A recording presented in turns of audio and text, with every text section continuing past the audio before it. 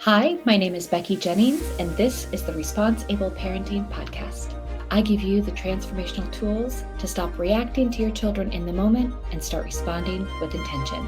Before we dive into the episode, I want to share my free guide to managing our kids' meltdowns. We know that meltdowns are normal, but they still suck and can be ridiculously triggering. This 4-step free guide will help you break the cycle of reactivity and help you get through the meltdown without snapping yourself. Don't join your kid in the tantrum. Grab my free guide and learn how to manage meltdowns like a pro. Head to responseableparenting.ck.page/meltdown, or just go and click the link in my show notes and get your guide today. Okay, let's get to the episode. Hello, everyone, and welcome back to another episode of ResponseABLE Parenting. Today, I'm kind of going off the cuff because I have a lot of feelings that I need to work through, and I really want to dive in and talk about what it feels like in that moment when you feel like you're backsliding, when you feel like you've made 2 steps forward and you're taking like 20 steps back in your responsive parenting journey. And I'm coming to the table with a lot of compassion and with a lot of empathy because I get it. I have been there many, many times, and I find myself there right now.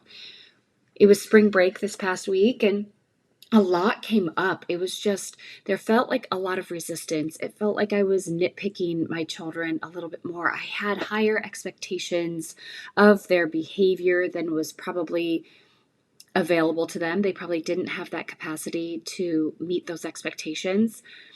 And it can feel really tricky in our bodies. It can feel really hard in those moments when we've made a commitment to this new way of parenting. We have shown up so many times using these tools and practices, and it almost feels like it's like our new self. It almost feels like we're fully embodied in this, and then we lose it. And not only do we lose it once, but we lose it consistently over the course of many days. And it can feel really frustrating and sad and triggering and guilty.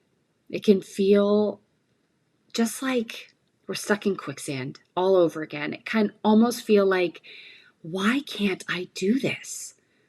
And I was really berating myself over the last week because I was consistently saying that to myself, like, why can't I respond the way that I'm wanting to respond? What is going on inside of me?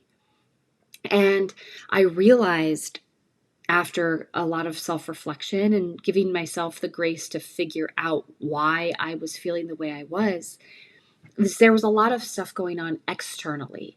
There were a lot of needs within myself that weren't getting met.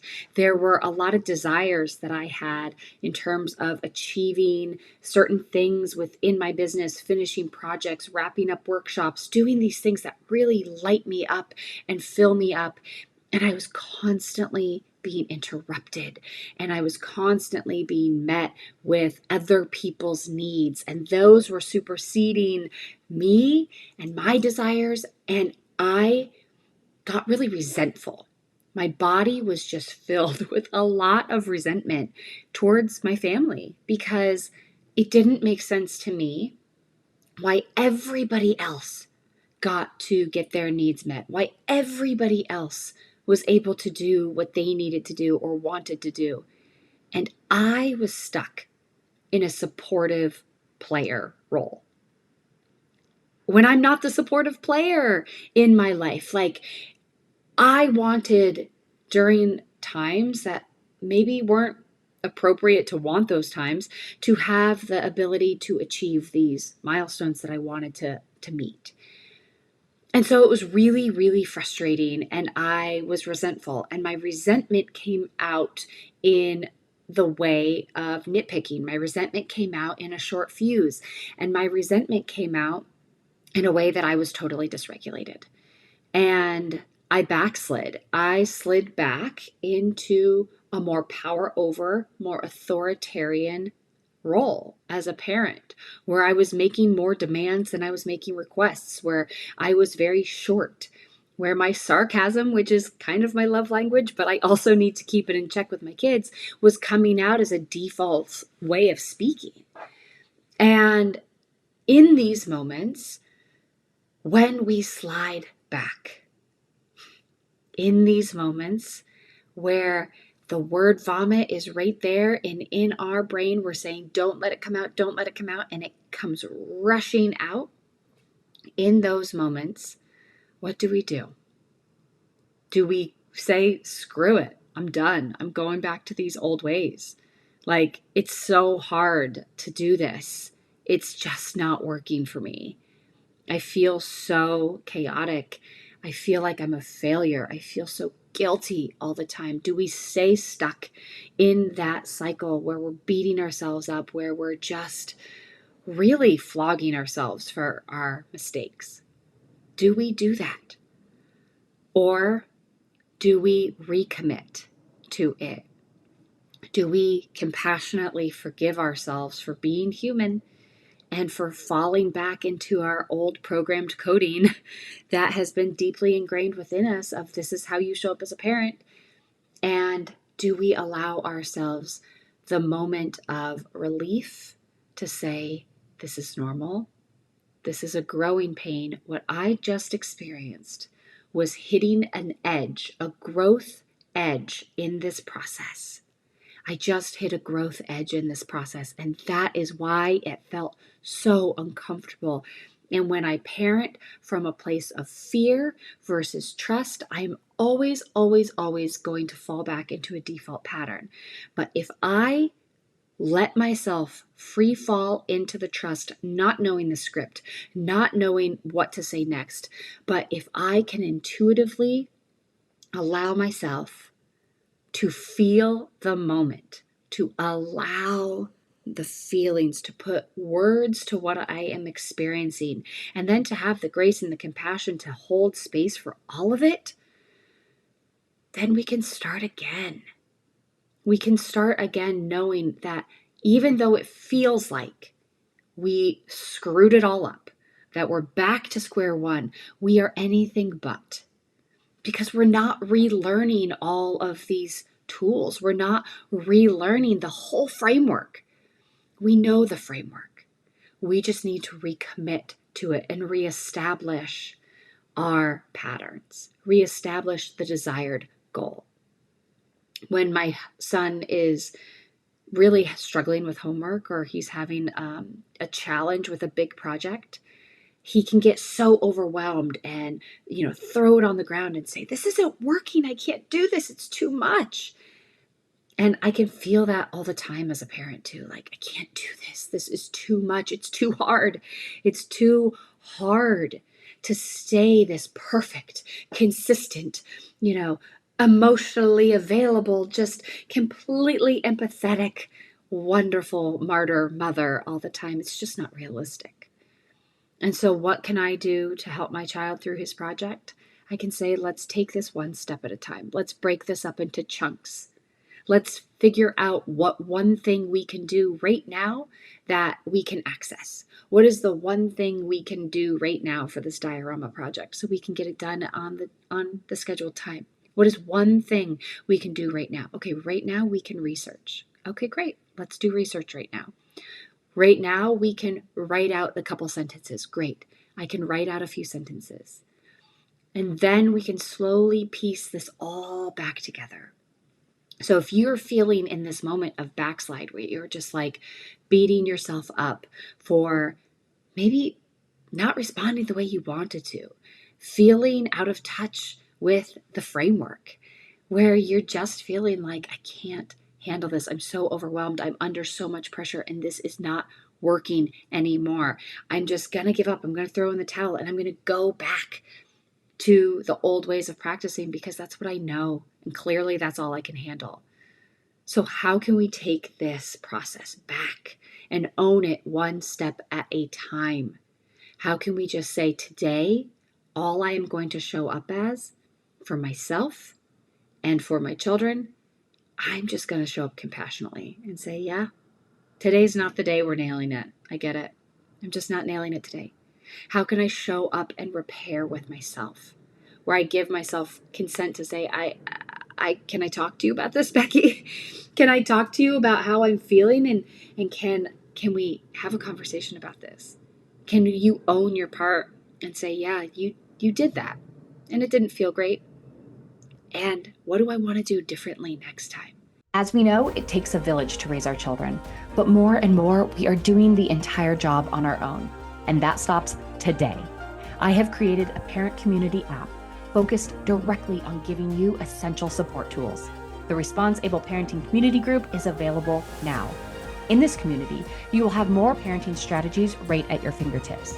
You'll have direct access to me and my coaching every month in our live Q&As, where you can bring your burning parenting questions and get my real-time support. I will host monthly exclusive workshops, facilitate weekly skill-building exercises, and more. This space is designed to meet you where you are at on your parenting journey.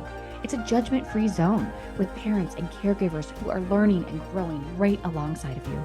For less than $1 a day, you will have access to exclusive parenting content and coaching. I cannot wait to be a bigger part of your parenting journey. Head over to ResponseABLEParenting.com to join today. Enter promo code PODCAST to receive $10 off your first month. That's PODCAST for $10 off your first month. I don't want to say that next time. What would I want to say in its place? Okay, now that you know what you want to say in its place, how can you kind of figure out that pattern, that pattern that's building up inside of you? What are the cues your body is telling you? For me, it was resentment. Now that when I start to feel that resentment brewing, I know I am getting close to doing what I don't want to do and falling back into an old pattern. So how can I give myself grace in the moment to say, you are feeling really resentful? Let's look at that. Your body is telling you something. You're feeling resentment. What do I need to do in this moment to satiate the unmet need that is leading to my resentment? How can I do that on my own? Because clearly the people around me aren't satiating that need for me at the level that I need it. So how can I fill in the gap, or how can I completely do it for myself? And when I can start to notice the patterns, when I can interrupt it before I get to that blow up stage, and when I can start to build in those systems back that nourish my nervous system, that bring me back online, that give me enough space so that I can start to choose again the response that I want, it becomes not a 2-step forward, 20-step back, but we're moving forward inch by inch. This process of fully embodying and integrating a responsive parenting style is not overnight. It takes a very long time for this to become a default setting.